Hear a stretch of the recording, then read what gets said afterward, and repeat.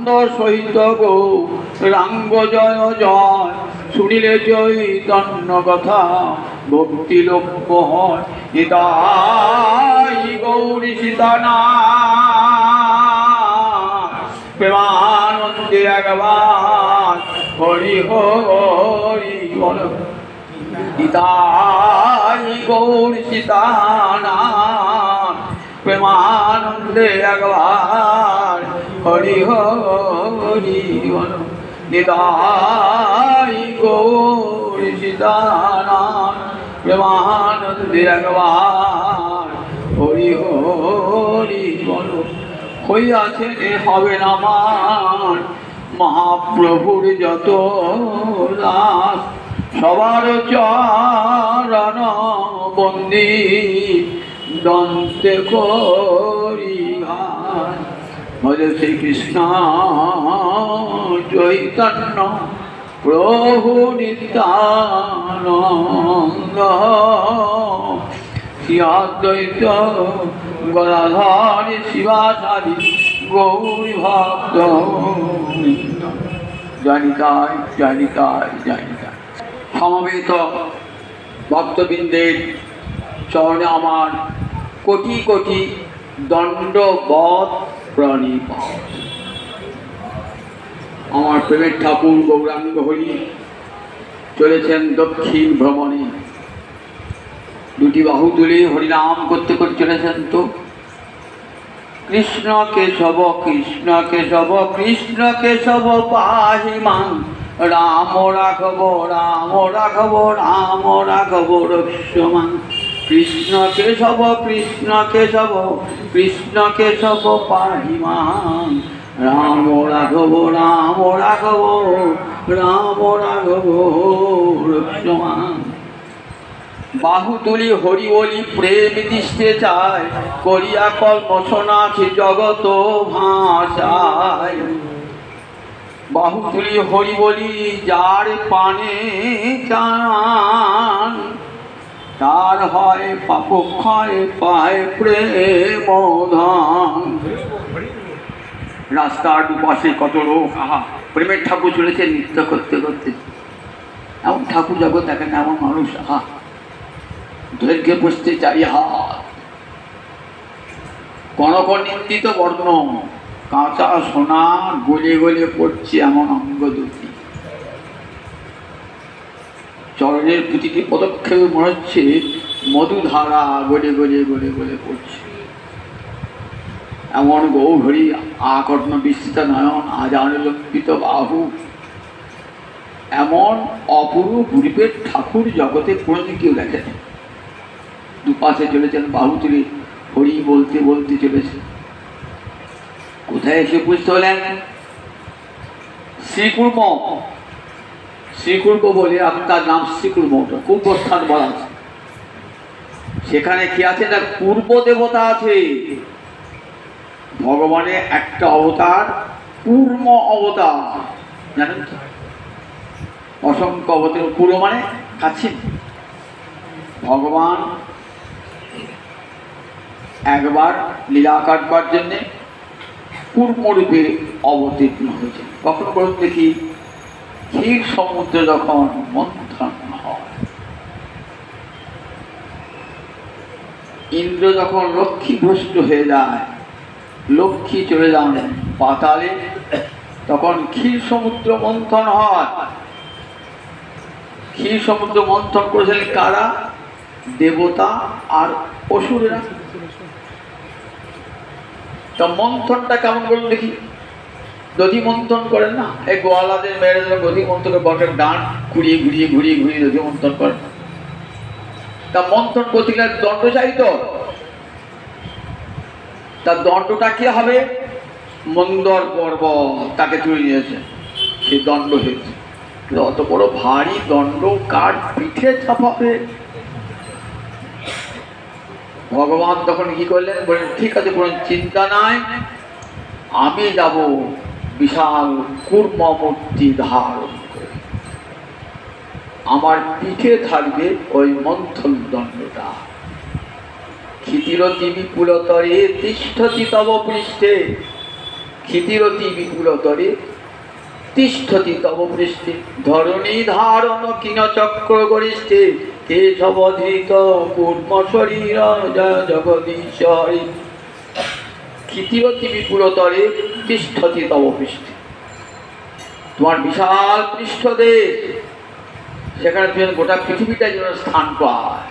ক্ষিতিরতি বিপুলতরে তিষ্ঠতি তব পৃষ্ঠে ধরণী ধারণ, গোটা পৃথিবীটাকে ধরে তুমি তুলেছিলে।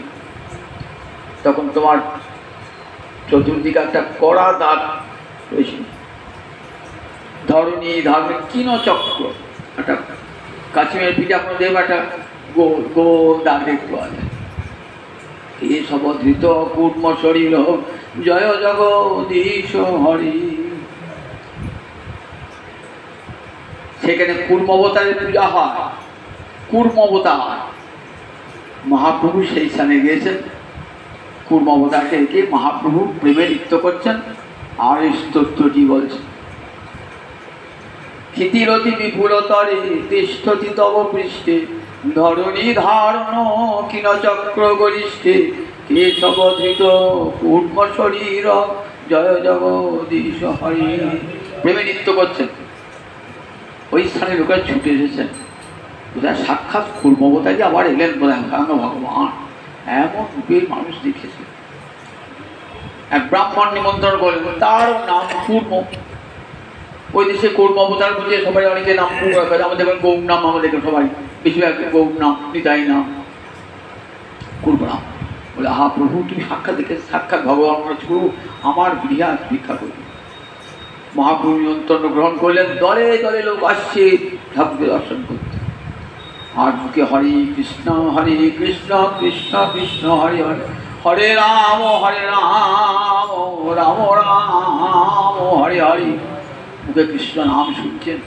শুনতে শুনতে তারাও কৃষ্ণ পাবে। খুব আনন্দ করে বিপুলে আনন্দে নৃত্য করছে। আজ আমার গৃহে ভগবান এসছে, খুব আনন্দ। পাশে এক ব্রাহ্মণ বাসুদেব বিপ্লব। বাসুদেব বিপ্লব মহাপাপাচারী ছিলেন বলে কুষ্ঠ ব্যাধি হয়েছিল, গলিত কুষ্ঠ। বাসুদেব গলিত কুষ্ঠ মানে ঘাগুলো গলে গলে পড়ছে, রক্ত পুঁজ পড়ছে, অনেক পোকা পর্যন্ত হয়েছে, ঘায়েতে পোকা। তাকে দেখে সবাই দুর্গন্ধ, সবাই ঘৃণা করে, রাস্তা দিয়ে সবাই এগিয়ে চলে তাকে। সবাই বাড়ির লোক তো বটেই, বাইরের লোক কেউ তো কেউ সবাই ঘৃণায় দুটো সরে যায়। শুনলেন আমার পাশের বাড়িতে এসেছেন স্বয়ং ভগবান, কিন্তু রাত্রিবেলাতে আসতে পারেন নাই, সকালও ছুটতে ছুটতে এসেছেন, কিন্তু মহাপ্রভু তার আগেই বিদায় নিয়েছে।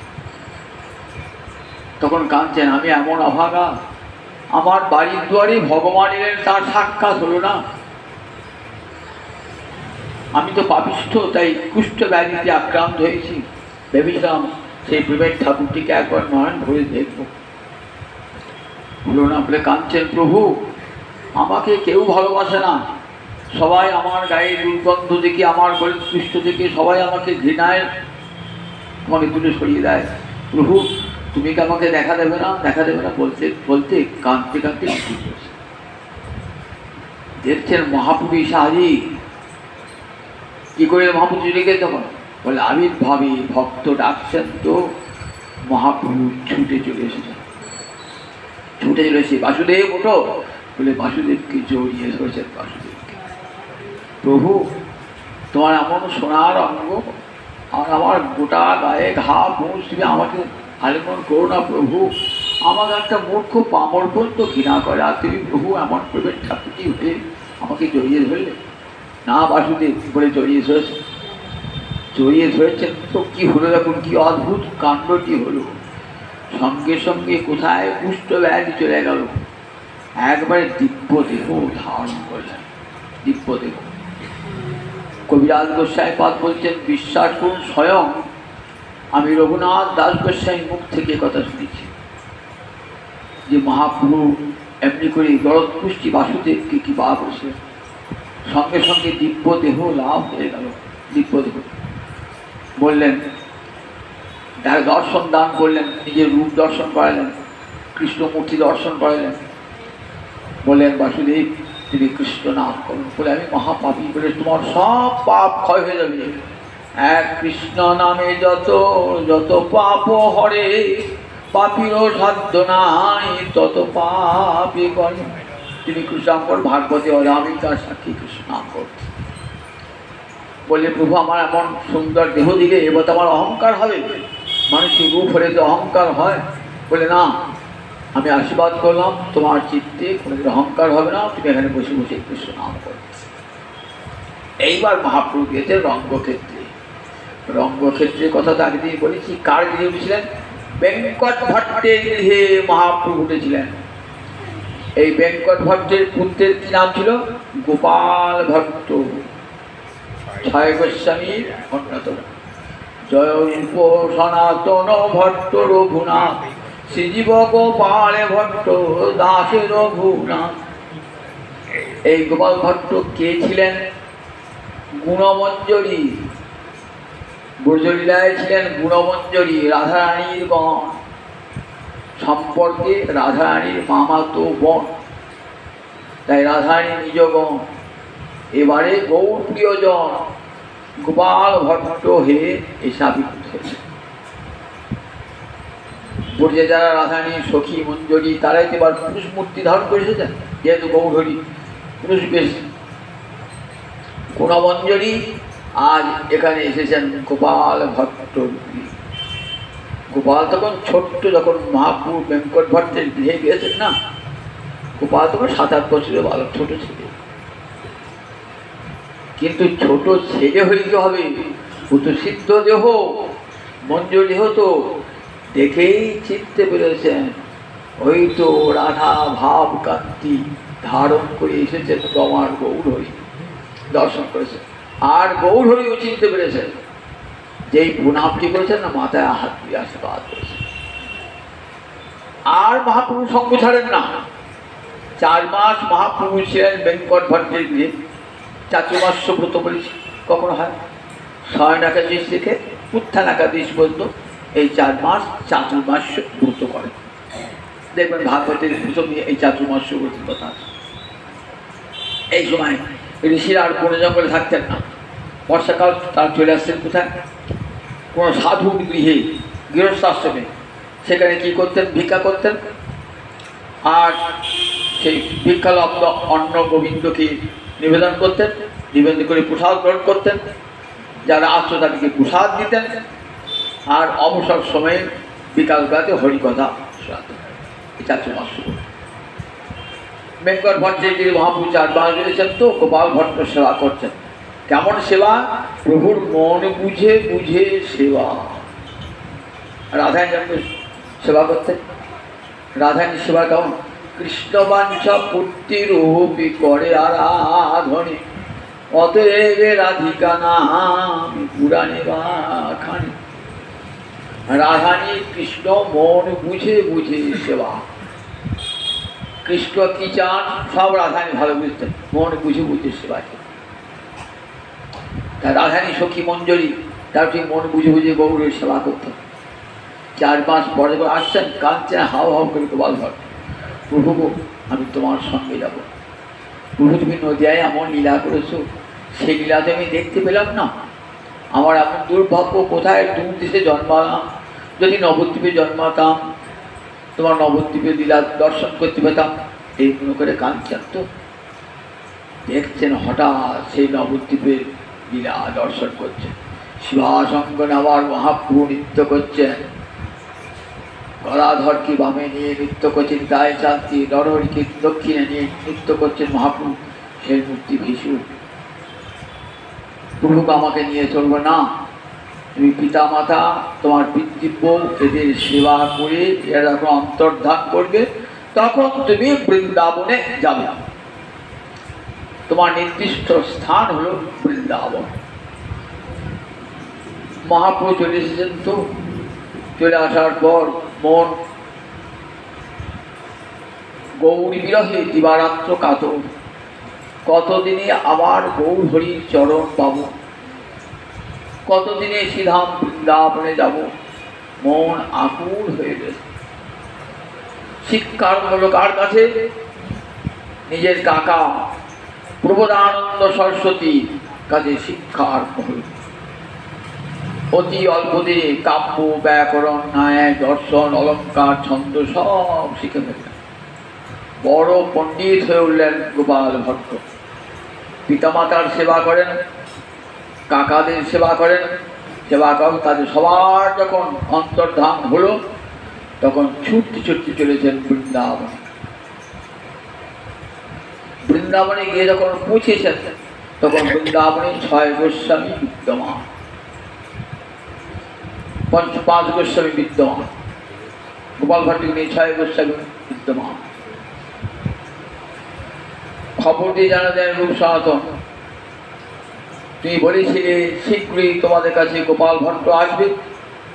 গোপাল ভট্ট এসেছে। ও ভাবলেন গোপাল ভট্ট তো এসেছে বটে, আমি গোপালকে কি উপহার দেবো? বৃন্দাবনে এসেছেন, আমি দরিদ্র সন্ন্যাসী, নীলাচল থেকে লোক পাঠালেন। কি দিলেন? ডোর, কৌপিন, বহির্বাস, আসন। সন্ন্যাসীরা গলায় ডোর পড়ে, কৌপিন, বহির্বাস আর একখানা আসন দিয়ে করতেন। ডোর, কৌপিন, আসন, বহির্বাস। অনেক আগেই গোপালকে বলেছিলেন বাংলাদেশ হতে শ্রীনিবাস আচার্য আসবে, তুমি তাকে দীক্ষা দান করবে। কোন আসনে বসে সে আসনটি পাঠিয়ে দিলাম, আসনটি, আর সেই বহির্বাস করে দীক্ষা দান করবে। দেখুন কত আগে থেকে, তখন শ্রীনিবাস আচার্য জন্মায় নাই শ্রীনিবাস আচার্য প্রভু, তার পূর্বে এগুলি সব ভবিষ্যৎবাণী করে গেছে। পরম স্নেহে রাখেন, লিখেছেন রূপ সনাতনকে পত্র দিয়ে, নিজের ছোট ভাইয়ের মতো গোপাল ভট্টকে সবসময় চোখে চোখে রাখবে, ভালোবাসবে। রূপ সনাতন তাই করেন, গোপাল ভট্টকে সেবা করেন। রূপ গোসাই প্রীতি গোবিন্দের সেবা করো। বৃন্দাবনে গোবিন্দ মন্দির দেখেছেন তো? ওখানে গোবিন্দ মন্দির কে আছেন? গোবিন্দদেব আছেন। কার বিগ্রহ প্রতিষ্ঠা? রূপ গোস্বামী। রূপ গোস্বামী নিজ হাতে মূর্তি তৈরি করতে হতেন।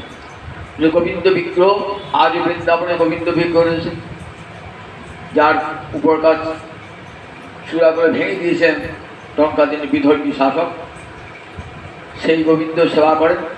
কিন্তু অন্তরে ইচ্ছা জাগ্রত যে আমি পৃথক সেবা করব বিগ্রহ। তীর্থভবনে বার হলেন, বার হতে হতে কোথায় এলেন? গণ্ডকী নদীর তীরে। গণ্ডকী নদী তো কোথায়? হিমালয়। গণ্ডকী নদী নদীরূপে পরিণত হয়েছিল বটে, কিন্তু পরম সাধিকা। গোবিন্দ এমন গোবিন্দ সেবা করেছিলেন যে গোবিন্দ আমি তোমাকে পুত্ররূপে পেতে চাই। বলছেন ঠিক আছে, তুই আমাকে পুত্ররূপে পাবি, তোর শরীরে আমি শিলামূর্তি রূপে জন্মগ্রহণ। সেই গণ্ডকী নদীতে যে শিলা পাওয়া যায়, শালগ্রাম শিলা, সেই শালগ্রাম শিলাটাকে এক ব্রাহ্মণ দান করে। সেই শালগ্রাম শিলাটিকে নিয়ে এসে সেবা করেন। শালগ্রামের নাম দিয়েছেন রাধা রমণ। সেবা পূজা করেন নয়ন জলে। রূপ গোসাই বুঝতে পারলেন যে গোপাল ভট্টের ইচ্ছা হয়েছে আমি নিজ হাতে পৃথক বিগ্রহ সেবা করব। বলেন যাও, নিজে কুটির বানিয়ে সেখানে শালগ্রাম শিলা সেবা করেন। প্রাণ ভরে রাধারমণের সেবা করেন, প্রাণ ভরে রাধারমণের সেবা করেন। তো বৃন্দাবনে এসেছেন এক শেঠ, ধনী ব্যক্তি। বৃন্দাবনে যত মন্দির আছে না, সব বিগ্রহকে কী দিয়েছেন? পরবার বসন দিয়েছেন, পোশাক দিয়েছেন, অলঙ্কার দিয়েছেন। তেমনি রাধারমণের মন্দির, রাধারমণ মন্দিরটা কোথায়? নিধুবনের কাছেই রাধারমণ মন্দির। সেখানে রাধারমণ মন্দির দিয়েছেন, পড়াবেন, পোশাকগুলি পড়াবেন, আভরণগুলি পড়াবেন, বসন পড়াবেন। গোপাল ভট্ট ভাবছে সে তুমি তো দিয়ে গেলে, কিন্তু শালগ্রাম শিলা পোশাকই বা পড়াবো কোথায়? কাপড়ই বা পড়াবো কোথায়? আর অলঙ্কারই বা পড়াবো কোথায়? মনে মনে ভাবছেন। এই ভাবনা করতে করতে ভোর উঠে দেখছেন, ঘর খুলে যখন মঙ্গল আরতি করছেন তখন দেখছেন আর শালগ্রাম শিলা না, ত্রিভুজ মুরলী ধর ভঙ্গ ভঙ্গে দাঁড়িয়েছেন। পিছনে পৃষ্ঠদেশে শিলামূর্তি লেগে আছে। আজ যদি বৃন্দাবন যান দেখবেন ওই রাধামূর্তি পৃষ্ঠদেশে শিলা আর ত্রিভঙ্গ ভঙ্গ হয়ে দাঁড়িয়েছে। আনন্দের সীমা নয়। রাধারমণকে সেই পোশাক পরিয়ে দিলেন, অলঙ্কার পরিয়ে দিলেন, খুব আনন্দ, মনের আনন্দে রাধারমণের সেবা করেন। গোপাল ভট্টের প্রাণধন সে রাধারমণ। পাশে তো রাধারানী নাই, তাই একটা রাধারানীর রূপর মুকুট বাম পাশে বসিয়ে দিলেন, যে ওইটি রাধারানীর প্রতিনিধি হয়ে থাকে। আজ বৃন্দাবনে তাই আছে, ওই রাধারমণের বাম পাশে রাধারানীর রূপর। গোপাল ভট্ট থাকেন বৃন্দাবনে, রাধারমণের সেবা করেন। তার যে কজন শিষ্য ছিল তার মধ্যে হরিবংশ ছিলেন তার প্রধান শিষ্য। এর নাম হল হরিবংশ। হরিবংশ প্রধান শিষ্য, পরম গুরু ভক্তি, তাকে সব শিখিয়েছেন, সমস্ত দীক্ষা দিয়ে তাকে সব শিখিয়েছেন। যেমন আচার্য প্রভু তার শিষ্য, তেমনি হরিবংশ একজন শিষ্য। একদিন একাদশী তিথি, একাদশী তিথিতে সেদিন তো প্রসাদান্ন গ্রহণ করতে নেই, শাস্ত্রে করেছেন। সেদিন প্রসাদান্ন, চর্বিত তাম্বুল, ভগবানের কোনো কিছুই গ্রহণ করা যাবে না। কিন্তু হরিবংশ করেছেন কি, তাম্বুল পানের খুব নেশা ছিল তার। রাধারানী চর্বিত তাম্বুল পান করে এসেছে। গুরুদেব তো তার মুখে পান চিবনো দেখে একবারে ক্রুদ্ধ হয়েছে। হরিবংশ তুই একই করলি, জানি না প্রসাদান্ন সদা গ্রাহ্যম,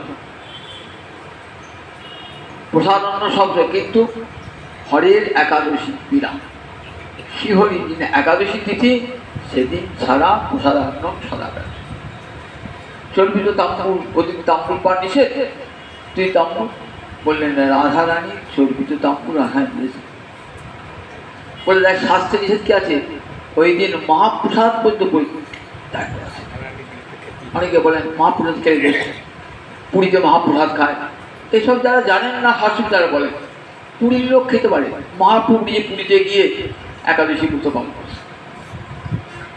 পরীক্ষা করবার জন্য মহাপ্রভুকে প্রসাদ দেখা, মহাপ্রভু মহাপ্রসাদের বন্দনা করলেন, মহাপ্রসাদকে রেখে দিলেন।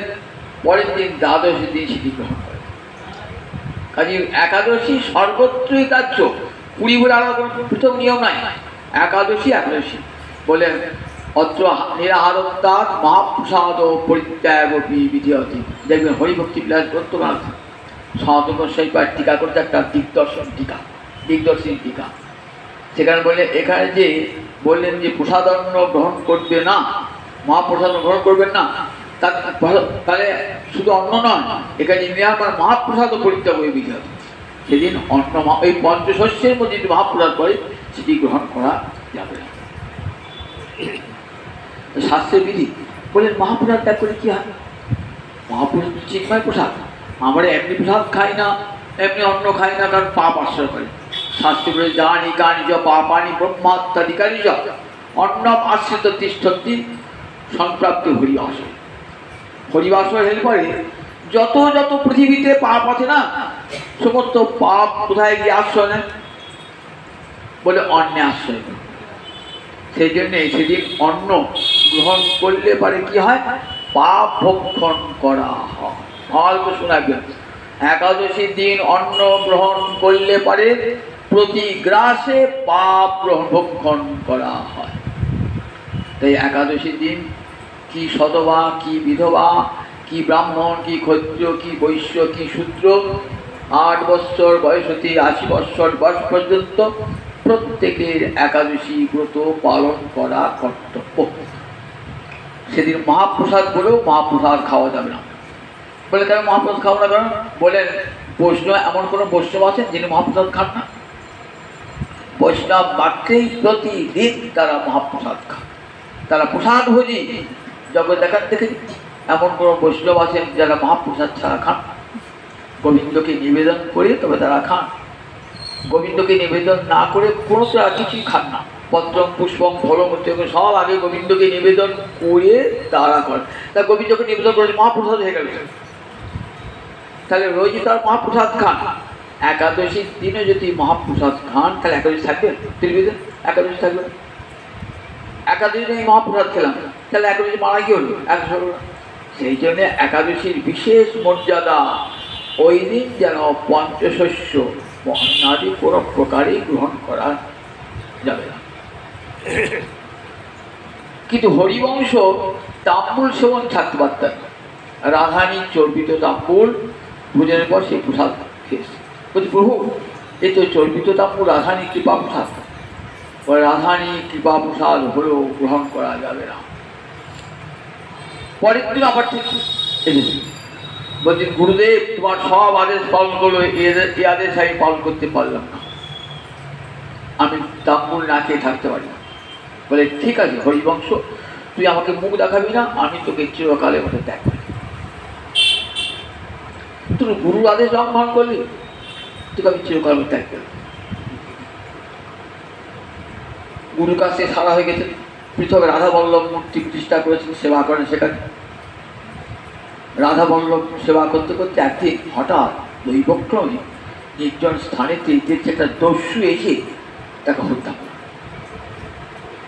তখন রাধারী নাম জপ করছিলেন, আর ওই মুন্ডটা কিন্তু মরে নাই, মুন্ডটা কি করছেন, যমুনার জলে ভাসিয়ে দিয়েছেন। তো ওই যমুনার জলে ভাসতে ভাসতে জয় রাধা রমন, জয় রাধা রমন, আমার গুরুদেবের প্রাণধন, জয় রাধা রমন, গোপী নিরঞ্জন, জয় রাধা রমন, বৃন্দাবন ধন, জয় রাধা রমন। যমুনার জলে কাটা মুন্ডুটা ভাসছে আর বলছে জয় রাধা রমন, জয় রাধা রমন। পূজনে আসছে, ভাটি মুখে নয়, পূজন মুখে আসছে। একটি ঘাটে স্নান করতেন প্রতিদিন গোপাল ভট্ট, সেই ঘাটের কাছে গোপাল ভট্ট কে গান করছে, কে গান করছে, আমার গুরুদেবের প্রাণধন জয় রাধা রমন। কে গান করছে, আমার গুরুদেবের প্রাণধন রাধা রমন। কণ্ঠস্বর একটু হরিবংশের মতো কণ্ঠ, কে গাইছে?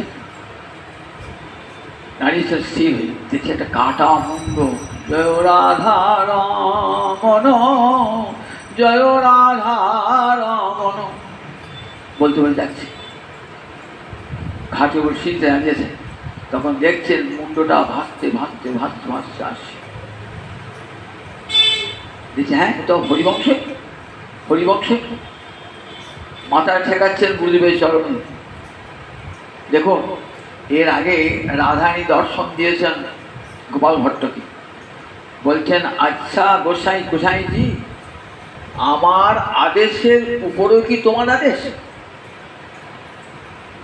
হরিবংশ তো অন্যায় করে নাই, সে তো আমার কৃপাদেশ প্রাপ্ত, আমার প্রসাদ খেয়েছে, তার উপর কি গোস্বামীজি অনুশাসন করবে নাকি? বলছে হে দেবী, তুমি নিশ্চয় পরীক্ষা করছো, পরীক্ষা করবার জন্য। দেবী সদাচার ছাড়া তোমার কৃপা পাওয়া যায়, তুমি তো শাস্ত্রে বলেছ গুরুকে জমান্য করে কোনোদিন তাকে কৃপা করবো না। আবার দ্বিতীয়বার রাধা গেলেন, এসে বললে গোপাল ভট্ট তুই যথার্থ আচার্য, যথার্থ আচার্য, গুরুর অবজ্ঞা রূপ যদি ভজনে এসে যায়, ভজন একবার যদি বিগড়িয়ে যায় সব পতন হয়ে যায়। গুরুর প্রতি ক্রমে যদি অবজ্ঞা চলে আসে তাহলে আর তার ভজন সব ব্যর্থ হয়ে যায়। কারণ আগেই হরি তাকে পরিত্যাগ করে, গুরুদেব ত্যাগ করবার আগেই হরি তাকে পরিত্যাগ করে। তার ভজন যদি একবার দিয়ে যায় ঠিকই করছে, আমার অনুশাসন উপর গুরু অনুশাসন বল। জয় রাধা বলছেন হে গুরুদেব আমাকে রাধারানীও কৃপা করেন না, একটি গুরুবাক্য লঙ্ঘন করেছিস, আমাকে কৃপা কে করবে? দেখো প্রভু, সে অপরাধে দস্যু আমার মস্তক খণ্ডন করে করেছি। আমি প্রার্থনা করেছিলাম আমার মুন্ডটা, আমার দেহটা খণ্ডিত হলো, আমার মুখে যেন রাধারানীর নাম বার হয়। আমি গুরুর কাছে গিয়ে এই কাটা মুন্ড নিয়ে আমি গুরুর চরণে ক্ষমা প্রার্থনা করি। তাই রাধারানী কৃপা করে আমার এই কাটা মুন্ডে বাণী দান করেছেন, তিনি সরস্বতী, তিনি বাণী দান করেছেন। হে গুরুদেব, বল তুমি কৃপা করবে কিনা। তখন গোপাল ভট্টের দুটি নয়নে জল। দেখ, গুরু তো শিষ্য তো পুত্র সমান, শত অপরাধ করলো পিতা যেমন পুত্রকে ক্ষমা করে, আমিও তোকে তেমনি করে ক্ষমা করছি। দেখ, শুধু জগৎকে শিক্ষা দান করবার জন্য তোকে আমি ত্যাগ করেছিলাম। দেখ, গুরু কখনো শিষ্যকে ত্যাগ করতে পারে, শিষ্য ত্যাগ করলো, গুরু কখনো শিষ্যকে ত্যাগ করতে পারে না, অভিশাপও দেয় না। গুরুর আশীর্বাদ সব সময় শিষ্যের মাথায় থাকে। আমি তোকে বাইরে ত্যাগ করেছি শুধু লোক শিক্ষার জন্যে, যে দেখো একাদশীর দিন তাম্বুল পান করো না, গুরুর বাক্য লঙ্ঘন করো না। তোকে যদি প্রশ্রয় দিতাম তাহলে জগতের কাছে ভুল বার্তা পৌঁছাতো যে একাদশীর দিন তাম্বুল চর্পণ করলেও কোনো পাপ হয় না। তাই তোকে দিয়ে আমি জগৎকে শিখালাম যে দেখো একাদশ দিন চর্বিত তাম্বুল গ্রহণ করতে না, একাদশীর দিন আর গুরুবাক্য কখনো লঙ্ঘন করবে না। যার যেমন গুরু হোক সেই গুরুবাক্য কোনো মতেই লঙ্ঘন করা যাবে না, তাই তার শাস্তি এমনই হয়। মাথা শুলে যা, তোর মুক্তি হয়ে গেল, তুই রাধারানীর চরণে দাসী হয়ে রাধারানীর সেবা কর। জগৎকে দেখালেন যে রাধারানীও কৃপা করতে পারেন নাই যদি গুরুদেব কৃপা না করেন। কৃষ্ণ রুষ্ট হলে গুরু রাখিবারে পারে, গুরু রুষ্ট হলে কৃষ্ণ রাখিবারে নারে। শাস্ত্রী বলেছে, দেখালেন জগৎকে প্রত্যক্ষ প্রমাণ দেখালেন। সেই গোপাল ভট্ট মহাপ্রভু বৃন্দাবনে রয়েছে, মহাপ্রভুর গোবিন্দ গৌরের সেবা করেন। মাঝে মাঝে গৌরলীলা দর্শন হয়, মাঝে মাঝে যখন ওই রাধারমণের মধ্যেই বলে, হে প্রভু কৃপা করে একবার মাঝে গৌর দর্শন করা। রাধারমণ গৌর ধারণ করেছে, অপূর্ব গৌরব সন্ন্যাসী মূর্তি ধারণ করেছে। গোপাল ভট্ট একবার আত্মযোগ, প্রভু আমার দেহ মন প্রাণ সব তোমার চরণে চিরকালই নিবেদন করলাম। সেই গোপাল ভট্ট হরিভক্তি বিলাস গোপাল ভট্টের লেখা, সনাতন গোস্বামী পদে লেখা নয়, কিন্তু সনাতন গোস্বামী পদ একটা টিকা লিখেছেন, শ্লোকগুলি সব সংগ্রহ করেছেন।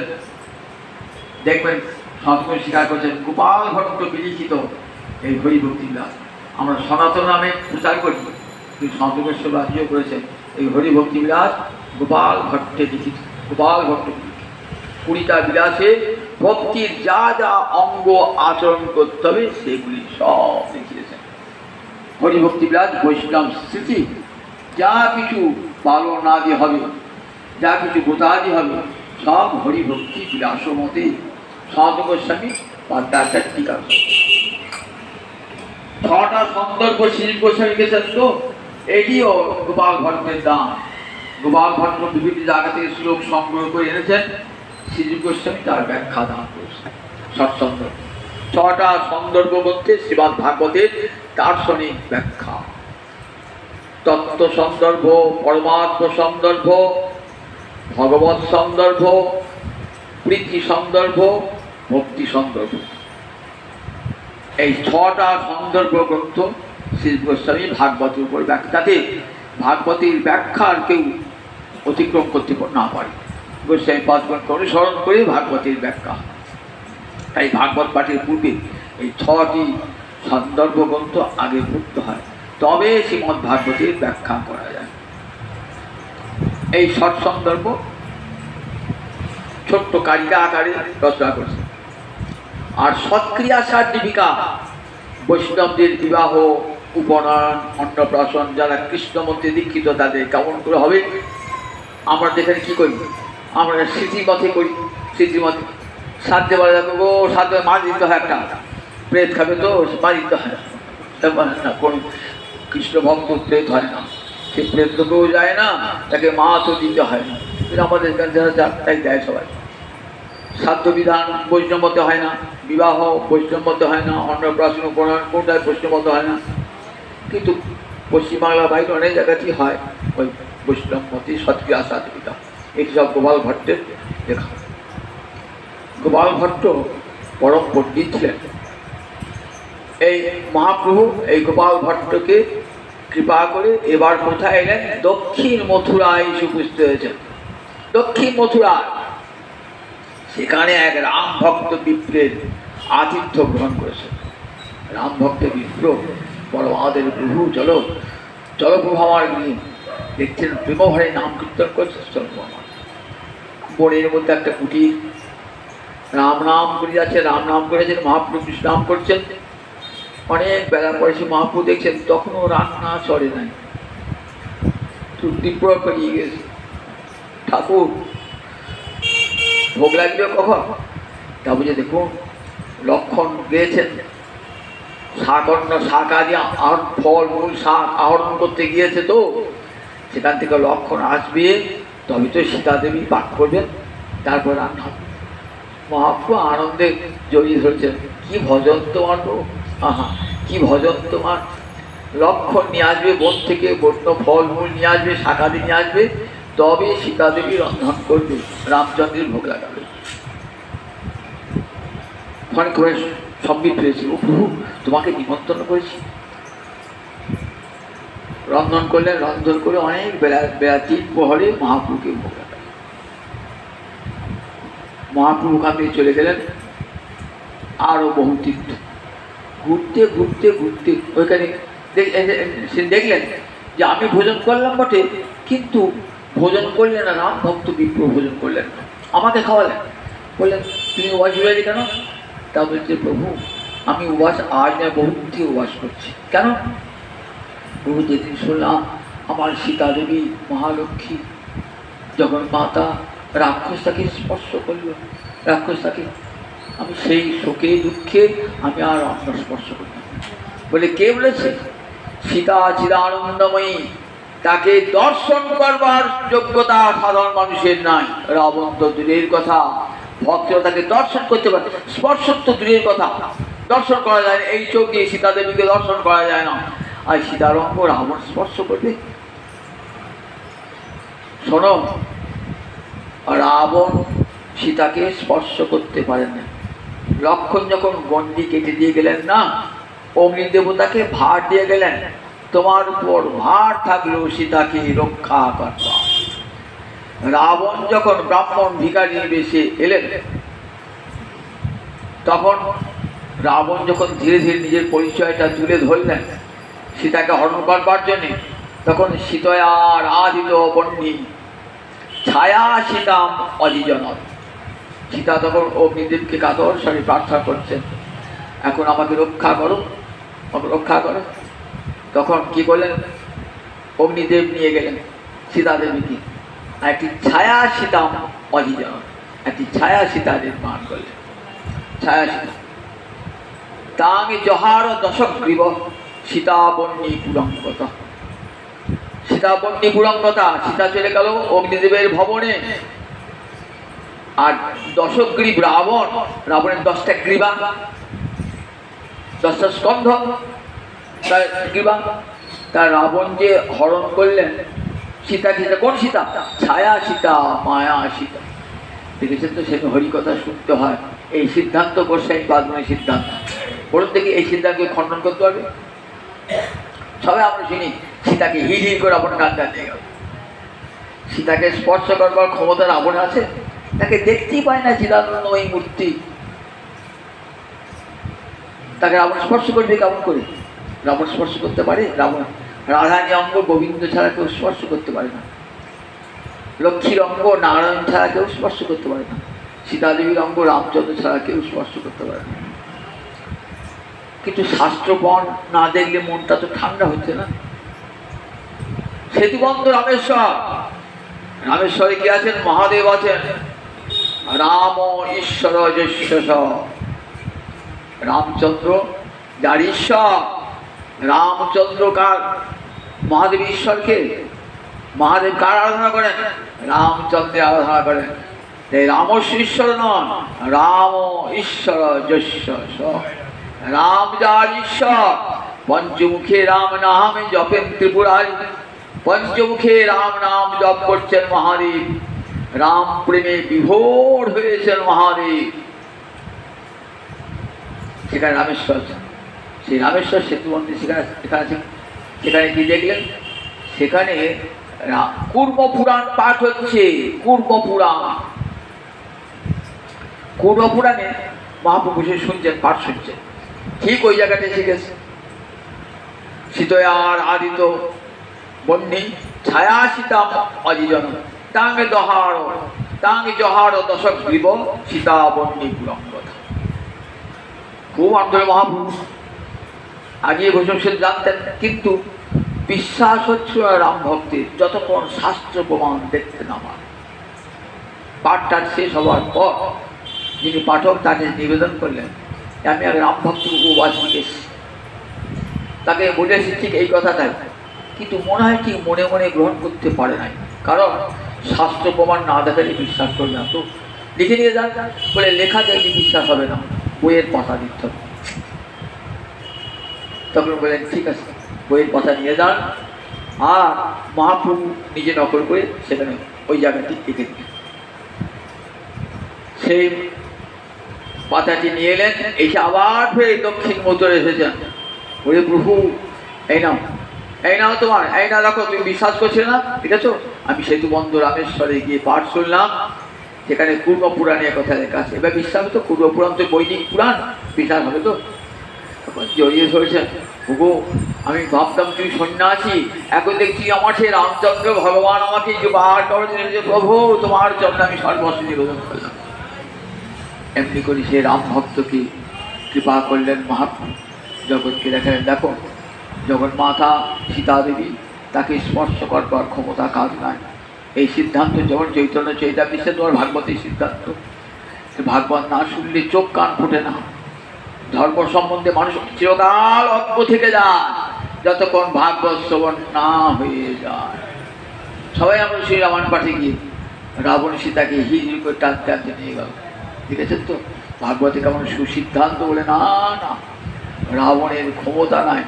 যখন লঙ্কা জয় করে রাবণ আসছেন, তখন সীতাদেবীকে রামচন্দ্র, তোমাকে গ্রহণ করবো না আমি। কেন? তুমি রাবণের ঘরে ছিলে, তো তোমাকে আমি গ্রহণ করবো না, রাবণের ঘরে ছিলে। বললে সীতাদেবী তখন বড় দুঃখ অন্তরে, আমাকে আর কতবার পরীক্ষা করবে, অন্তর বড় বেদনা পেলেন।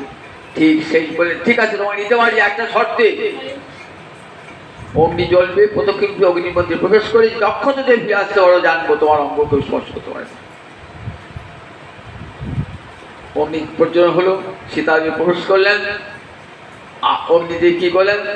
অগ্নিদেব ওই ছায়া সীতাটি পুড়ে গেল, নিয়ে চলে গেলেন। আসল সীতা জেনে রামচন্দ্রের কাছে রামচন্দ্র সে আসল সীতাকে নিয়ে এলেন। সঙ্গে বিভীষণ আদি সমস্ত বানরগণকে সঙ্গে নিয়ে এসেছিলেন। ওই যে রঙ্গনাথের কথা বললাম না, ওই রঙ্গনাথ বিভীষণ যখন রামচন্দ্র অযোধ্যায় রাজা হয়েছেন না, তখন সবাই কল্পতরু হয়েছেন। কল্পতরু যাকে ডাক সব তাই দেবেন রামচন্দ্র।